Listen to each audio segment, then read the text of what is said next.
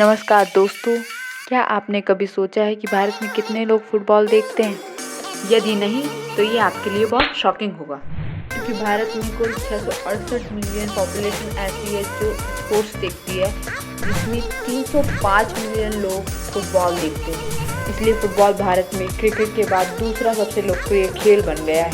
लेकिन जब भारत के पास अंतर्राष्ट्रीय फुटबॉल में ज़्यादा उपलब्धियां नहीं हैं, तो फिर फुटबॉल भारत में इतना पॉपुलर क्यों है?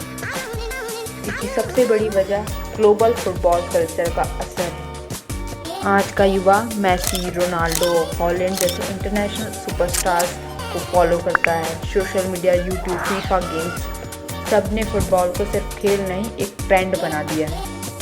दूसरा, ISL यानी इंडियन सुपर लीग ने भारत के लोकल फुटबॉल को ग्लैमर और प्रोफेशनलिज्म दिया है, जिससे अब हमें भी लगता है कि हम भी कर सकते हैं। केरला, गोवा, कोलकाता और नॉर्थ ईस्ट में तो फुटबॉल का कल्चर पहले से ही बहुत विशाल है। फुटबॉल की पॉपुलैरिटी की तीसरी वजह है उम्मीद। लोगों को लगता है कि भले ही हमने अभी वर्ल्ड कप ना खेला हो, लेकिन अगर यूथ ऐसे ही जुनून से खेले तो एक दिन वो सपना भी पूरा होगा। क्या आपको पता है कि कभी भारत फुटबॉल में एशिया का शेर कहलाता था?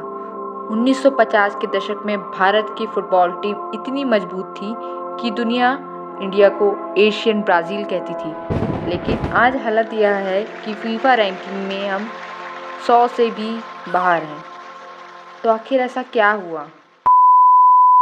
आज हम जानेंगे भारत के फुटबॉल का सफ़र, सुनहरे इतिहास से लेकर गिरावट और फिर उठने की उम्मीद तक के पूरे कार्यक्रम में। भारत में फुटबॉल की शुरुआत 19वीं सदी से ब्रिटिश आर्मी के जरिए हुई। 1872 में कलकत्ता में पहला football club Calcutta football club बना और धीरे धीरे यह खेल पूरे देश में फैल गया। 1911 का IFA शील्ड फाइनल इतिहास में खास है, जब मोहन बगान ने ब्रिटिश टीम को हराया। यह जीत सिर्फ फुटबॉल की जीत नहीं, बल्कि भारतीय आज़ादी की लड़ाई का प्रतीक बन गई। इसके बाद 1950 के दशक में भारतीय फुटबॉल ने अपनी सर्वश्रेष्ठ चमक दिखाई। भारत ने 1951 और 1962 एशियन गेम्स में गोल्ड जीता और 1956 ओलंपिक में हम सेमीफाइनल तक पहुंचे। इस दौरान चुन्नी गोस्वामी, PK बनर्जी जैसे खिलाड़ी भारतीय फुटबॉल के सितारे बन गए। यदि बात करें महिला फुटबॉल की, जो भारतीय खेलों में एक लंबा और संघर्षपूर्ण रास्ता तय कर चुकी हैं, का भारत में आगमन 1970 के दशक में हुआ, जब ऑल इंडिया फुटबॉल फेडरेशन ने महिलाओं के लिए फुटबॉल कार्यक्रम की शुरुआत की। महिला फुटबॉलर 1979 और 1983 में AFC वुमेन्स एशिया कप की रनर अप भी रही। 1991 में इंडियन वुमेन्स फुटबॉल टीम ने फर्स्ट एशियन वुमेन्स चैंपियनशिप में हिस्सा लिया, जो एक महत्वपूर्ण मोड़ था।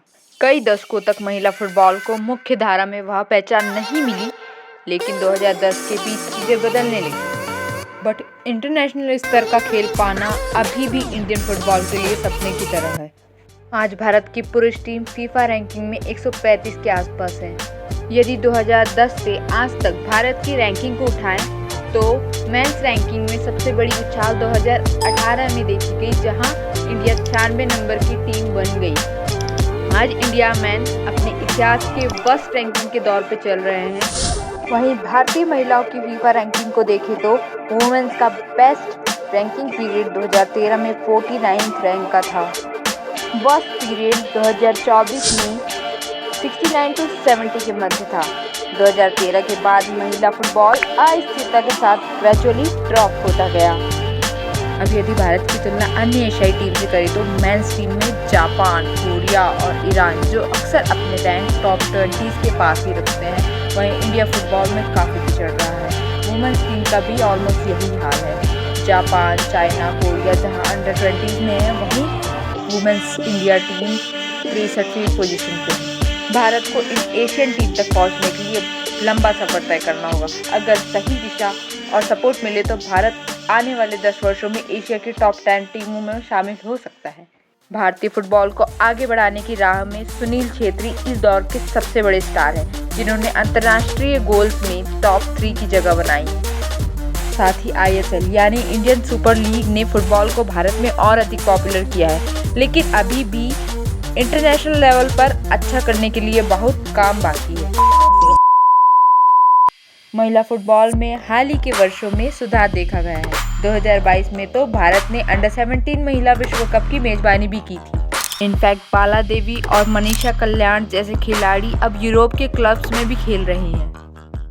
इंडिया में ISL या IWL के होने के बावजूद हमारे खिलाड़ी कुएं के मेंढक की तरह ही है, जहां इंटरनेशनल क्लब से खेलने के बजाय अधिकतर प्लेयर घरेलू लीग तक ही सीमित रह जाते हैं, जो इंडिया में फुटबॉल की ग्रोथ को सीमित कर देता है। तो भारतीय फुटबॉल को बेहतर करने के लिए क्या कदम उठाए जाने चाहिए?